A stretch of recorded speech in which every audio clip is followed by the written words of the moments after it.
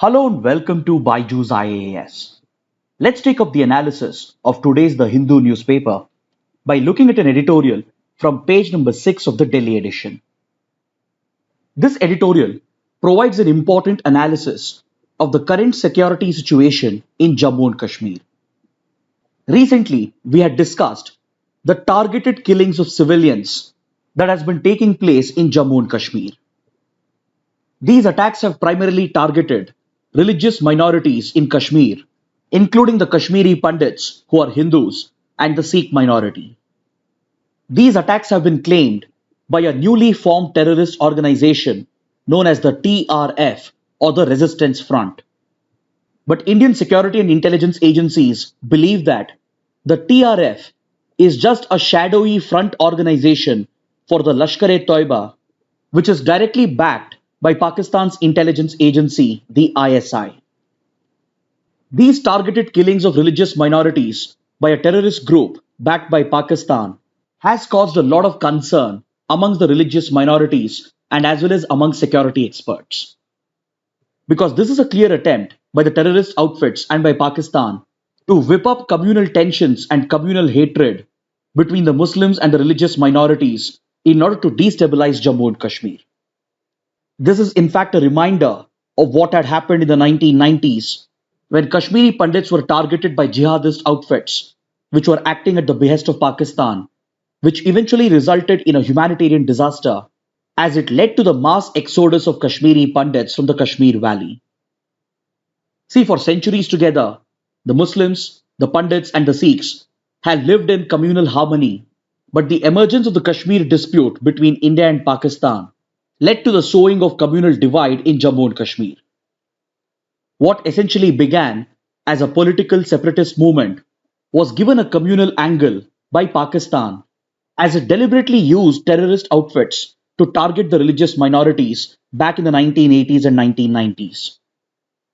So a repeat of these incidents has caused a lot of alarm amongst the religious minorities, and it was even reported that many of the minorities even took leave from their work as they feared more such targeted attacks against them.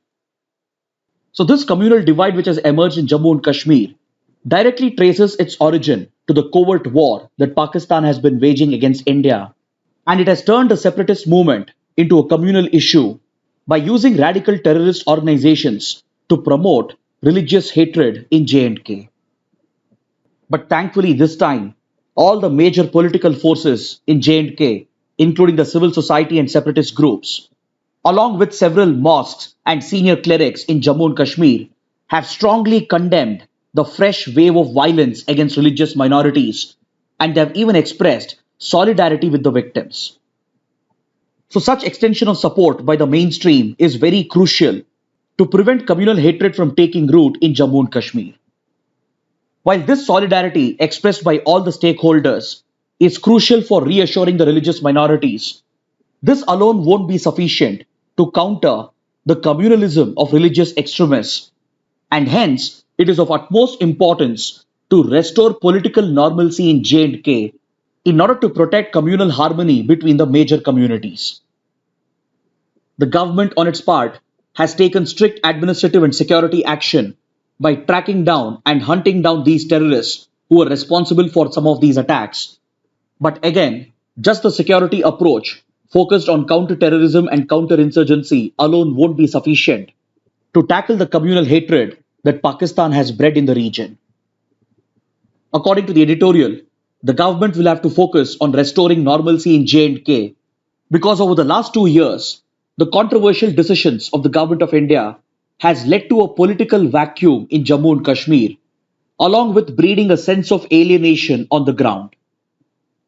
The editorial refers to the controversial decision of the government of India to revoke the special status that was given to J&K under Article 370 of the Indian Constitution, followed by which the state was reorganized by downgrading it from a state into 2 new union territories. To enforce these constitutional changes, the government even suspended basic rights such as right to free speech and right to free press, and for a long period, it had even restricted freedom of movement, freedom of political association, and had even suspended mobile and internet services. Now, slowly, some of these restrictions and curbs have been lifted, but however, some of the fundamental rights and the political process is yet to be fully restored. The editorial points out that this conflict in J&K, which is a result of the geopolitical conflict between India and Pakistan, is essentially a ideological war that we are fighting, where the Pakistani state has used religious extremists to breed communal hatred against religious minorities. And the only way in which we can effectively counter this campaign of Pakistan is by truly winning the hearts and minds of the people of Jammu and Kashmir in order to protect the communal harmony in the region. But for this, restoring political normalcy is absolutely essential, and hence, along with administrative and security measures, the editorial is calling upon the government to renew the political dialogue with regional political parties and to freely allow the political process to function in J&K. Because a couple of years ago, after Article 370 was revoked and after the state was reorganized, the political process was more or less suspended and several political leaders were even arrested. But now that the arrested leaders have been released, it is high time for the center to initiate a full-fledged political dialogue with all the political parties, including the civil society and the other stakeholders, and make an immediate attempt to restore statehood to Jammu and Kashmir, because the pride of the people of J&K has been dented with the downgrading of the state into a union territory. This will help in addressing the sense of alienation and the political vacuum, and if the center provides for a full resumption of all political freedoms and press freedoms, it will go a long way in restoring normalcy in Jammu and Kashmir, which is absolutely essential to counter the external threat posed by Pakistan and the terrorist outfits. Because the communalization of J&K and the targeting of religious minorities is a part of the covert war being waged by Pakistan and by these terrorist groups. Now let's look at another editorial from page number 6, which deals with the Gati Shakti National Master Plan, which was recently launched by the Prime Minister. The editorial is of the opinion that for the success of the Gati Shakti National Master Plan, cooperation and active partnership between the center and the states is absolutely essential. See, this National Master Plan, which was launched by the Prime Minister, primarily focuses on infrastructure development. When it comes to infrastructure development, such as creation of roads, railway networks, port connectivity, etc., the various ministries, departments, and agencies of the government, they tend to work in isolation and they often function within their own silos. This leads to lack of coordination between different wings of the government, thereby slowing down several critical infrastructure projects. Earlier, the government had launched the ambitious National Infrastructure Pipeline, through which it was looking to spend lakhs of crores of rupees to create several key infrastructure projects between 2020 and 25. But many of the projects have been slowed down as they've run into trouble and as there have been delays due to lack of coordination between various ministries and departments. So to overcome this challenge faced by the National Infrastructure Pipeline, the government has launched the ambitious PM Gati Shakti National Master Plan, which provides for the integration of all major infrastructure initiatives. It will help in breaking these silos and jurisdictional wars and will bring together around 16 different ministries so that they can coordinate and fast track key infrastructure initiatives. This ambitious National Master Plan will subsume the 111 lakh crore worth of projects that are going on under the National Infrastructure Pipeline, and it will primarily focus on multimodal connectivity projects. The objective is to improve the logistical infrastructure in the country by providing a techno-centric administrative solution for some of the ongoing road, rail, and port connectivity projects. It is focused on creating multimodal connectivity by using technological solutions such as information technology, satellite mapping, and GIS tools, and as well as data tools. Through such integration of various ministries and government departments, and through the employment of technological intervention and technological tools, the government is planning to speed up key logistical projects that are focused on multimodal connectivity. This is expected to bring down the cost of logistics, which currently stands at around 14% of the GDP. The objective is to cut the cost of logistics to just around 8% of the GDP. It will result in overall improvement in the efficiency of India's logistical sector, thereby translating to direct benefits to the industry. So, as multimodal connectivity improves, it will boost manufacturing and agricultural activity and will also help in driving up demand and in creating jobs. Also, the creation of such multimodal connectivity, which is primarily focused on railway freight projects, will reduce the need for road based transportation, thereby reducing greenhouse gas emissions, thus helping India achieve its climate targets as well. Because under the Gati Shakti National Master Plan, there is a focus on shifting transportation and logistics from roads towards rail based freight transportation and as well as to promote port and inland navigation based transportation. Freight and navigation are considered to be less carbon intensive as compared to road based transportation, and thus it is expected to help India reduce its emissions. This shift from road transportation to freight transportation and waterway transportation will also help in reducing the input costs and the overall logistics costs considering the high diesel prices. Then the improvement in port infrastructure will improve the efficiency of port operations by increasing the cargo handling capacity, thereby cutting down on the vessel turnaround time. But for the execution of these multimodal connectivity projects, the center will have to rely upon the state governments because these ambitious connectivity projects will require land acquisition. It will require consensus amongst the local communities and as well as political consensus at the state level. It will need the active participation of the state government with regard to implementation of the projects and as well as to create port linkages with road and rail transportation. In fact, this argument is even supported by the findings of the recent economic survey, where it identified that the biggest bottleneck with regard to execution of infrastructure projects is the lack of center state cooperation. So, the economic survey had called for active cooperation and partnership between the center and the states in order to speed up infrastructure creation in the country. The economic survey had called upon the center, the states, and the private sector to work together to boost connectivity and reduce logistical cost so that we can deliver a massive boost to Indian industry. This is very much needed considering the economic impact of the pandemic, which has not only slowed down the economy to record levels, but has also resulted in widespread job losses and income losses, thereby directly affecting consumption demand. It is in this context that the Government of India is coming out with the Gati Shakti National Master Plan so that by fast tracking multimodal connectivity projects, the economy could be boosted by cutting down on the cost of logistics and by improving the efficiency of logistics. So, if the center has to succeed in this ambitious initiative, it will require the direct support of the state governments as they will play a key role in land acquisition along with addressing environmental issues and federal issues. Because when large scale infrastructure projects are taken up, it will result in the displacement of local communities and it will require the acquisition of large areas of land. So, this will create local opposition, and the center cannot go ahead without cooperation from the states.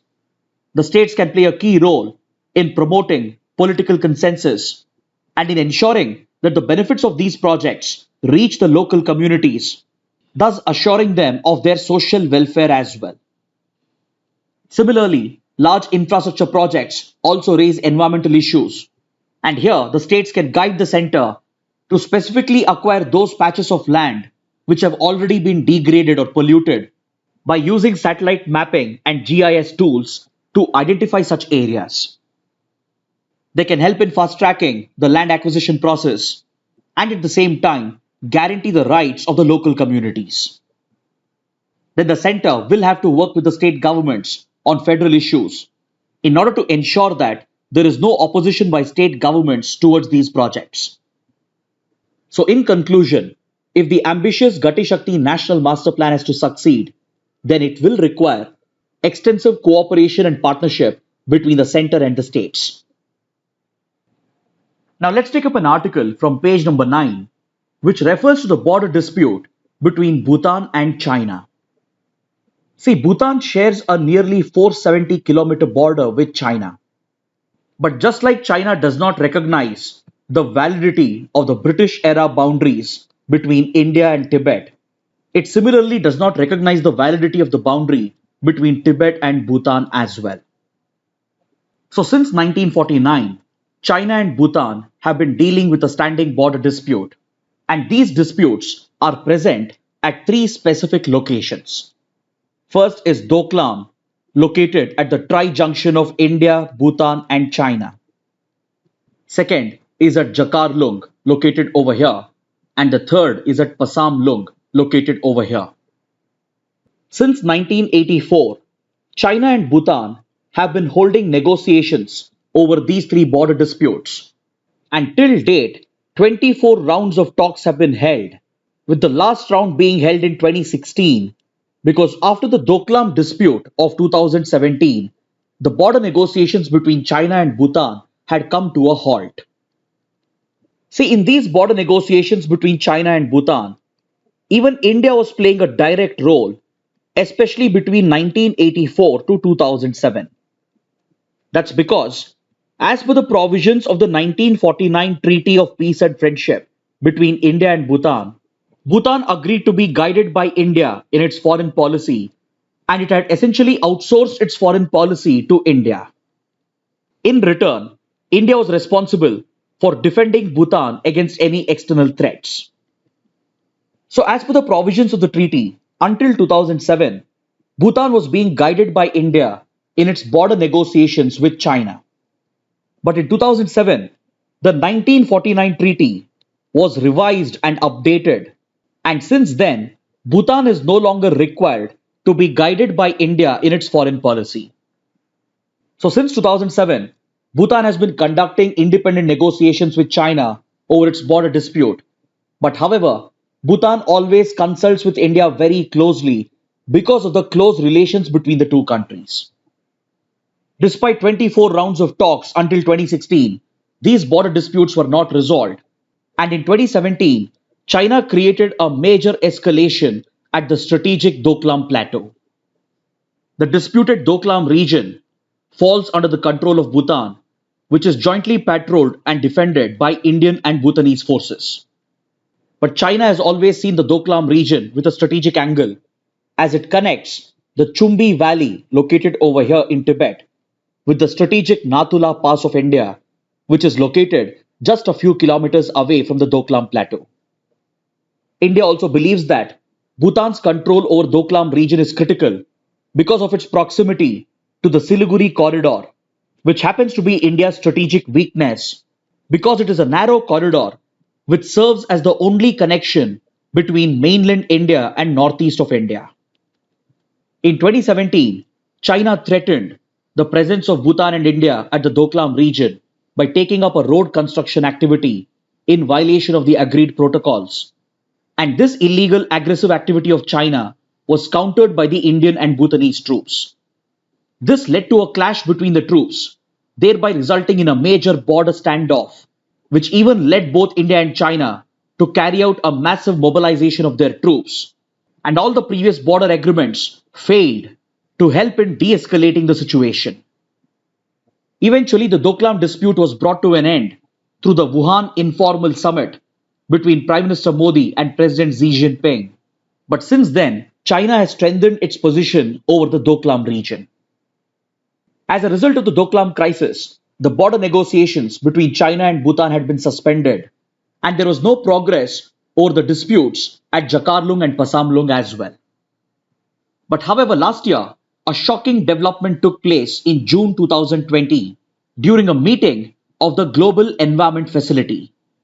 The GEF is a UN-backed financing mechanism that provides funds for several environment and biodiversity related conventions.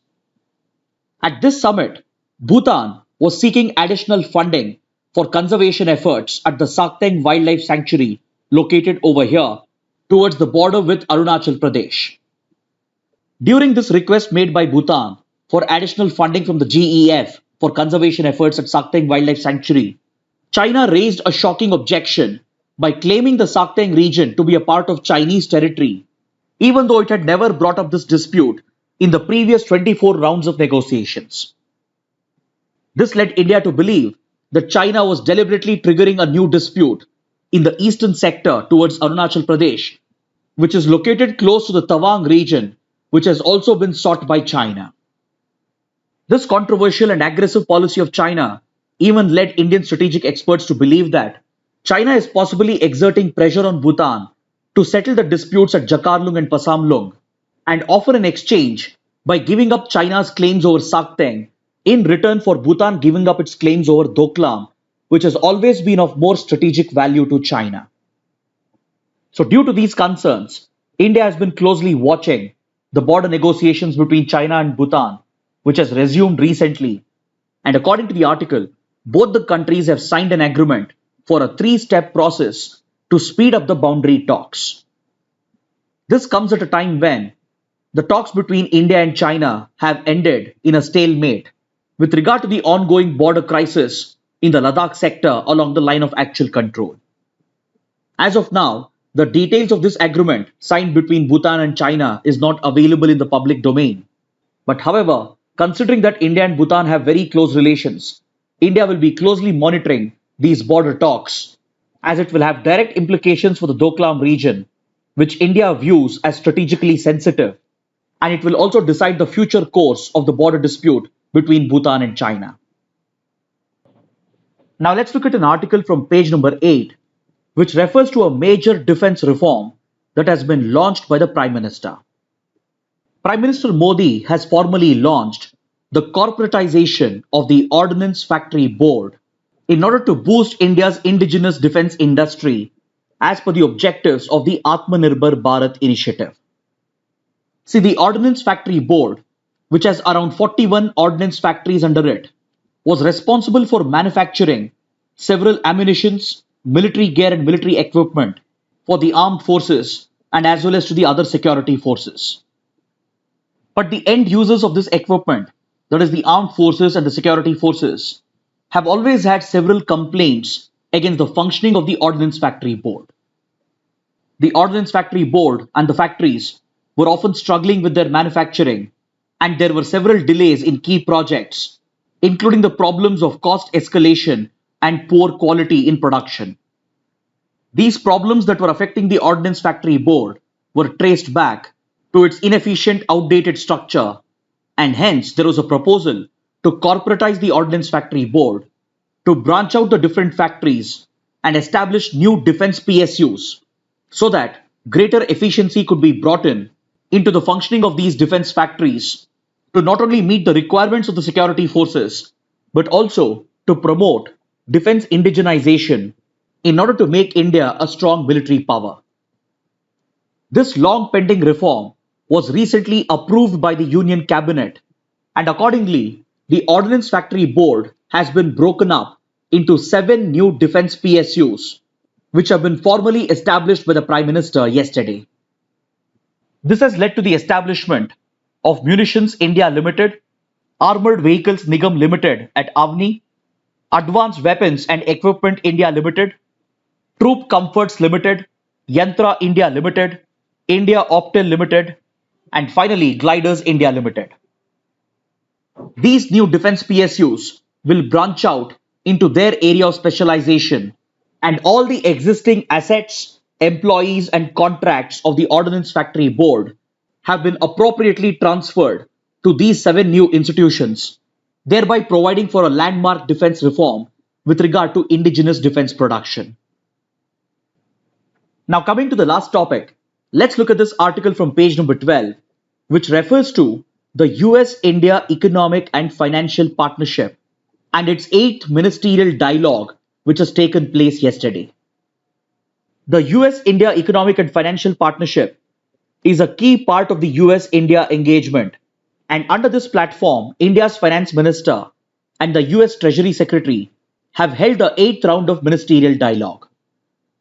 The primary focus of the ministerial dialogue was on climate change and climate finance in the run up to the 26th Conference of Parties of the Climate Change Convention, which is all set to be held this year at Glasgow in the United Kingdom.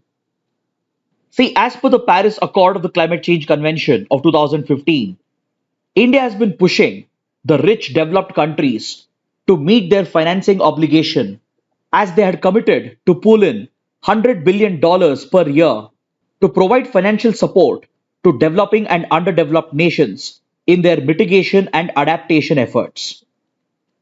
So during the ministerial dialogue, both India and US have reaffirmed the collective goal of the developed countries to mobilize $100 billion per year from both public and private sources of funding in order to help out the developing and smaller nations in their mitigation and adaptation efforts. Both the countries have agreed on the critical role played by climate finance in helping the world achieve its climate action targets, and they have also agreed to step up their bilateral cooperation under the US India Climate and Clean Energy Agenda 2030 partnership. Under this initiative, India and US had recently agreed to launch the Climate Action and Finance Mobilization Dialogue to help the mobilization of climate finance as per the agreed targets. But apart from this consensus, India and US have developed a major disagreement over the goal towards pursuing net zero emissions. Developed countries like US and UK have been pushing India to accept legally binding net zero emission targets, which has been accepted by most of the developed countries, including China. But India has been pushing back on this international pressure because India does not want to take up net zero emission targets which are legally binding. Because one, India is not responsible for historical emissions, and moreover, India's per capita emissions are still amongst the lowest in the world. And two, India has been doing remarkably well with regard to achieving its Paris targets. And compared to other developed nations and China, India is well on its way to achieve its Paris commitments. So keeping these factors in mind, India has made it clear that it won't be accepting net zero emission targets, which is being pushed upon India by the other countries. So all these key issues related to climate finance, Paris targets and net zero emission targets have been discussed during the 8th ministerial dialogue between US and India with regard to their economic and financial partnership. Now let's look at the mains practice questions. The first question. There has been an uptick in violence in J&K recently, and the targeted killings of civilians has emerged as a major cause for concern. In this context, what future course of action would you suggest to contain the situation? The second question. The success of Gati Shakti National Master Plan is dependent on the extent of cooperation between center and states. Discuss. Kindly write an answer to these questions and post your answers in the answer writing portal, for which the link shall be given in the description box below. So this concludes our discussion for today. Thanks for watching.